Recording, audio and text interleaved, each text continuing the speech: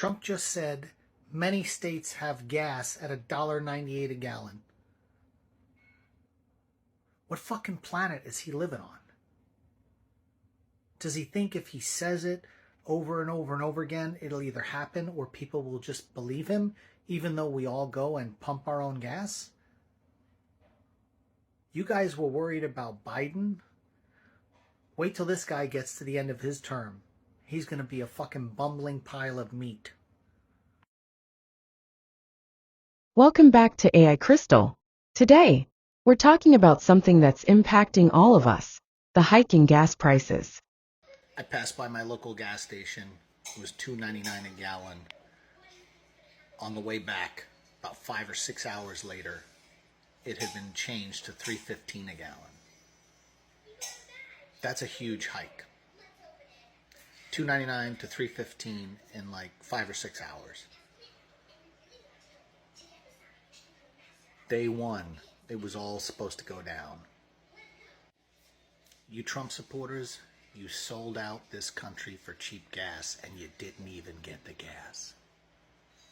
Guys, the price of gas could be going up. As you guys may know, Trump has been playing around a lot with the tariffs, and I read online that the price of gas could be going up by around 50 cents, which means we're paying around $4 per gallon for some gas, which is insane. So I would just stay updated with that. But do y'all see these ridiculous prices in California? Like, this is ridiculous. I had to pay $18 in my car because it's $6.59 for premium, and I'm not about to put no unleaded in my BMW. It takes 91, so I got to pay premium. It's ridiculous. Look at this. This is ridiculous. And we're not even in Christmas yet. I can imagine at Christmas time what the price is going to be. What, $10 a gallon? If you drive a car here in the United States, or if you buy any food at any grocery store, then you need to watch this video because prices are rising for gasoline. And over the past couple of weeks, we have seen prices go up substantially. This has prompted people to send me messages asking what is going on, why is this happening at this time, and what can we do about it? Well, I'm going to address this in today's video because right now, yes, we are seeing gas prices rise, but this happens every single year. The only problem now is we are seeing gas prices rise as tariffs are also taking a toll on the U.S. economy. Not only that, food prices are going up and everybody is absolutely freaking out. So watch this entire video and I'll explain exactly what is going on.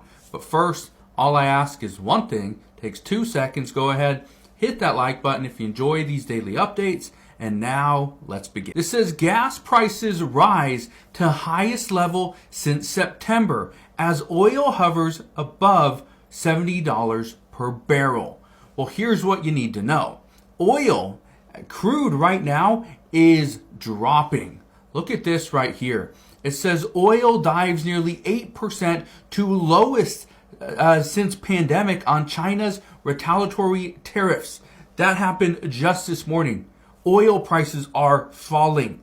Okay, this should be good, right? Well, somewhat yes, somewhat no. Here's what you need to know. Look at this. This is from gas prices from AAA. It says right now, as of this morning, gas prices are $3.26 a gallon. That's the national average. Well, here's the problem. What we are seeing is prices are rising. Look at this right here. The current average, this is as of today, $3.26 for regular. Yesterday was $3.26. It went up just a little bit. Last week, $3.15, so it went up over 10 cents. And then a month ago, it was $3.09. Okay, keep that in mind. $3.09 a month ago, and now it's $3.26. So we've gone up 17. Yesterday, gas was $2.93 per gallon. And today, same gas station, it's $3.23. Overnight? Wait, what? 36 cents? So there's way more people dealing with this problem than I had initially imagined. I thought it was just National Grid's gas prices that were crazy, but I see people in my comment section from various suppliers in different states, from Connecticut, New York, Rhode Island, and of course Massachusetts. And in doing a little bit of research in the comment section, I'm asking people, are you comparing this to your bill from last month? What was your bill from last year? Because we all know that summer rates and winter rates are different. If you've been living in the Boston area or Massachusetts or New England in general for your whole life, you know that wintertime is always more expensive. But I've been asking people, what was your bill last year and what was it this year? And time again in the comment section, people were saying it was no more than $200 this same time last year, and this time it was $500. The most outrageous price that I saw somebody comment was $990 just for gas alone. I'm assuming there's going to be one who outbeats that, and I don't know what their energy consumption looks like. I don't know how big their house is. I don't know how their insulation is, but I don't need to know all those details to know that an average home in Massachusetts should not cost $990 to heat your home for 1 month. That is just ridiculous. That was my mini rant. I am just the same feelings that you guys have in the comments. I feel it all. But I didn't want to let this pass without trying to bring some solutions. I'm not like a city representative. I don't know how accurate all this information is. I'm just going based off of what people left in the comments, presenting it to you, allowing you to do your own research that hopefully it will help you in either lowering your rate or at the very least preparing for next month. So from what I saw, a lot of people mentioned switching suppliers and seeing if you can get a better rate. And this is the website that this person left on there. I'm going to check that out myself.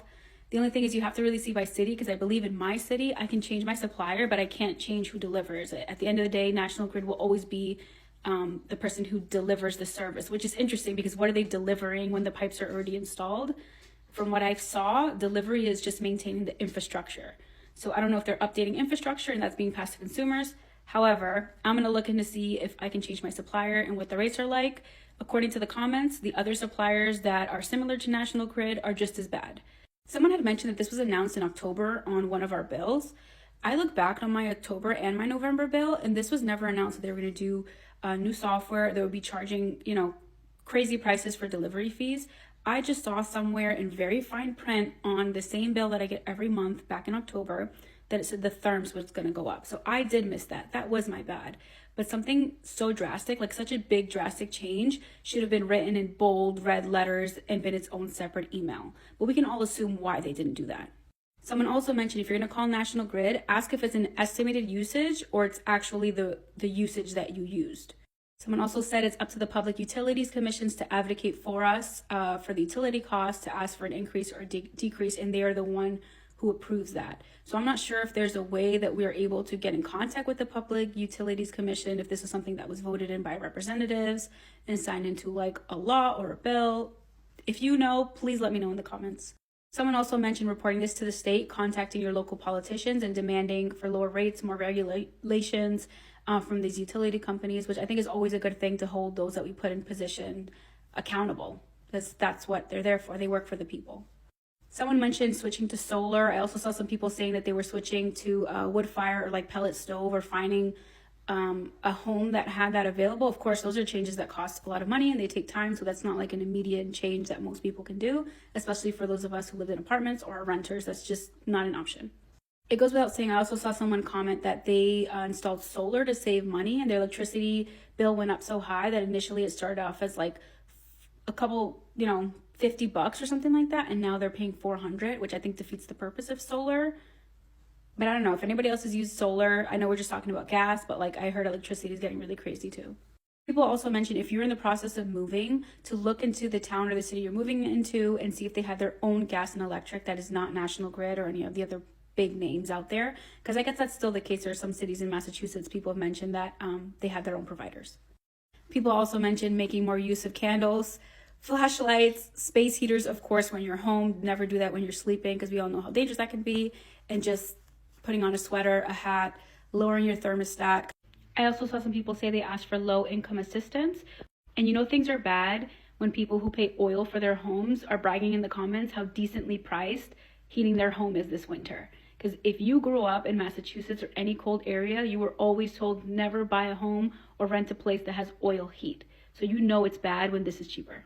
People also mentioned budget plans, which I am not sure if this is different from the low income assistance programs. Can someone let me know in the comment section if you have a budget plan? Is this the same thing, or is this something different that you can ask for when you call National Grid? In addition to changing suppliers, I saw this comment that says choose a supplier at a low fixed rate.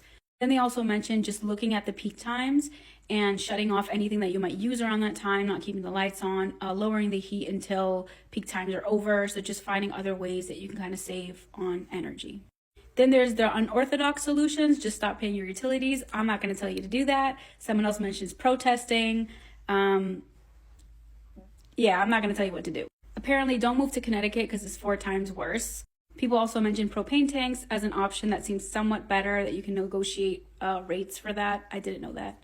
And this person said that you should call fuel assistance. If you don't pay fuel or gas, they'll still pay for something, but you have to apply and you have to do it quickly. They used to work there, so I guess they mentioned that this is something that could help. You just have to be quick with it. Mass DPU consumer info. Make sure that the charges shown on your bill are valid. I don't know this. I'm going to look into it to see if this would help. Then this other person mentioned when you call, let them know that you can't pay it. If you can't pay it, see what options are out there for you to reduce it, and then additionally change providers. It was also mentioned to complain to the Massachusetts Department of Public Utilities. They're the ones who set the rates. And then lastly, I kind of like this comment because this person is just like telling us all, hey, do something instead of us complaining here on TikTok. And I think part of that complaining on TikTok is also us just trying to find a solution together, since all of us calling National Grid has gotten us nowhere. At least it got me nowhere. I was going in circles trying to be as professional and nice as possible. I recognize that she's just doing her job. So I'm not going to be angry at somebody just doing their job. It's the company at the end of the day who makes these rules, not the people who work for them. But I do want to try to find a solution for myself and also for people commenting, because I know that it's rough, and I can only imagine that next month is going to be worse, because we all know that January's heating bill is one of the top ones. So best of luck. If you find a solution that helps, please let me know in the comments, and I'd be happy to make another video sharing it. Whether you're filling up your car, paying for delivery, or just trying to stretch your monthly budget, the rising cost of fuel is making everyday life more expensive.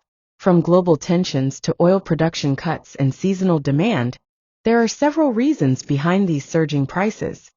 And we're here to break it all down for you in simple terms. Stay tuned, because understanding why this is happening is the first step toward dealing with it smartly. If you found this video helpful or informative, make sure to give it a like. Share it with your friends and family who might be feeling the pressure at the pump.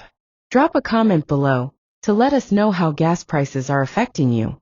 And don't forget to subscribe to AI Crystal for more insights and updates that matter to you.